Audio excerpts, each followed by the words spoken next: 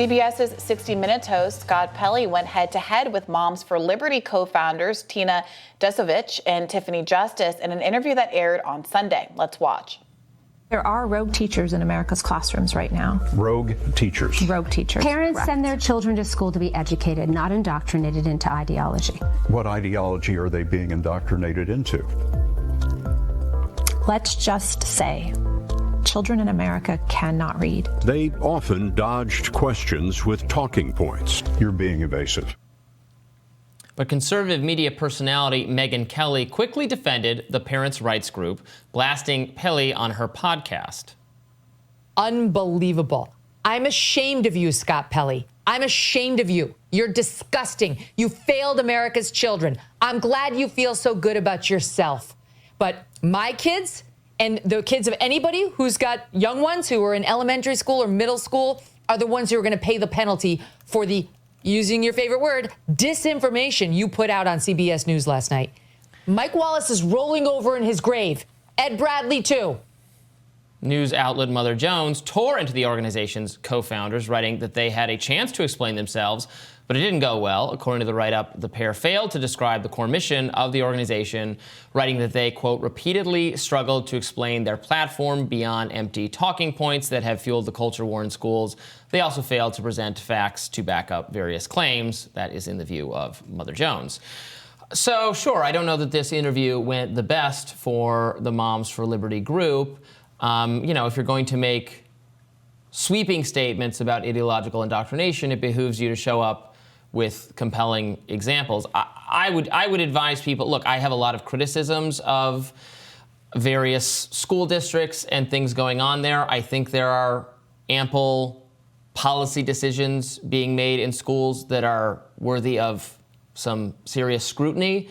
I don't know whether that, one need not make sweeping claims and can just say this is not good or this is not good or that is not good, rather than trying to say it's all ideological or then some. Lately, the Moms for Liberty type or school district activist parents groups, people have really focused on this idea of like sexual indoctrination. And look, they can point to a number of books with graphic images and themes that I suspect they have members who are parents that don't want those books in school, et cetera. And, you can discuss what should be done about that without making, I guess, more sweeping claims. Yeah, I think that's perfectly right. There are a lot of disagreements about what should be taught at various age levels.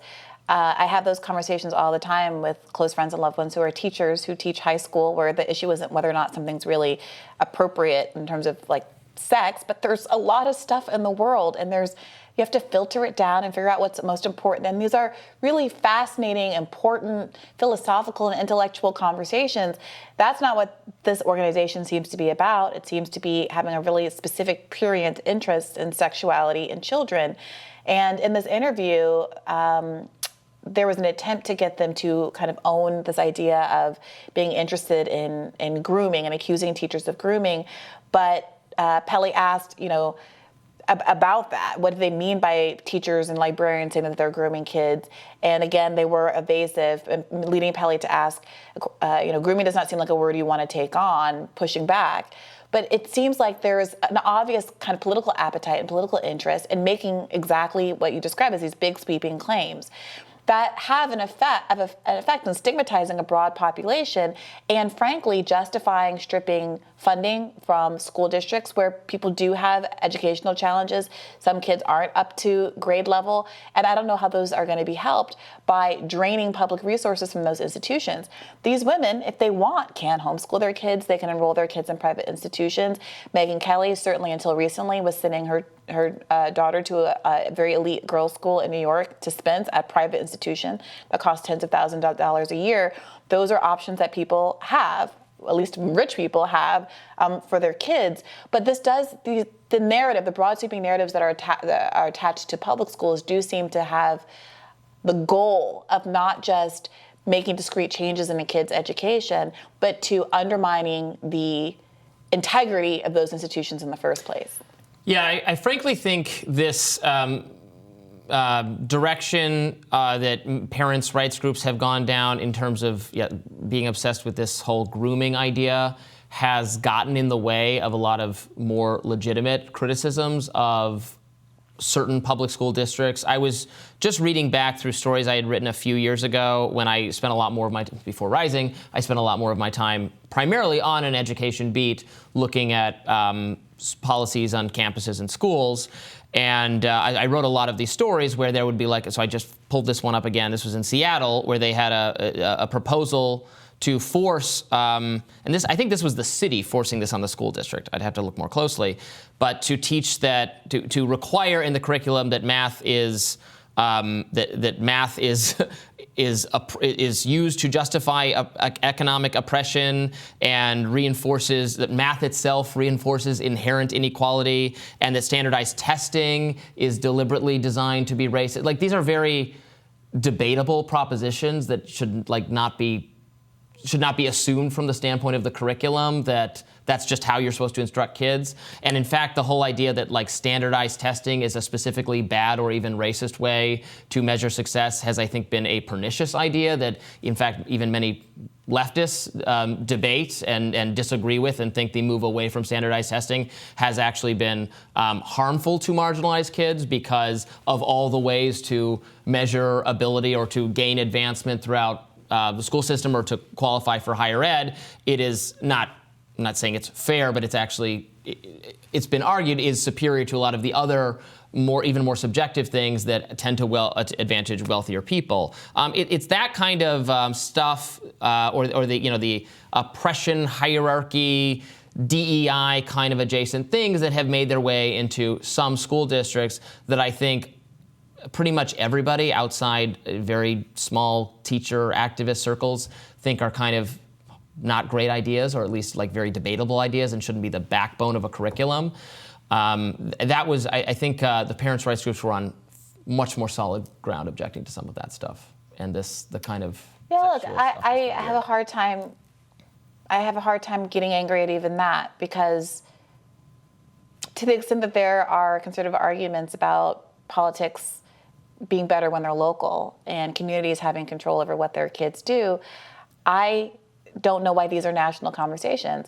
I grew up with parents who were teachers who were very dissatisfied at times with my own education. I had teachers that equivocated on the morality of slavery.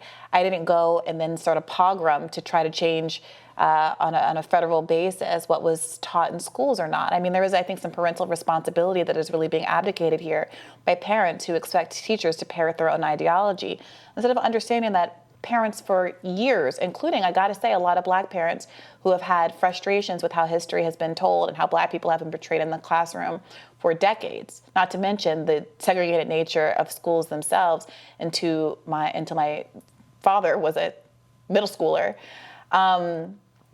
has disadvantaged, disadvantaged Black kids in our own self-perception. But that corrective happened in the home. And so, I understand there's some issues that are educational issues. Are you getting the right quality of education, et cetera? But a lot of this does seem to be an effort, frankly, to stigmatize LGBT people, which they denied in the course of the interview.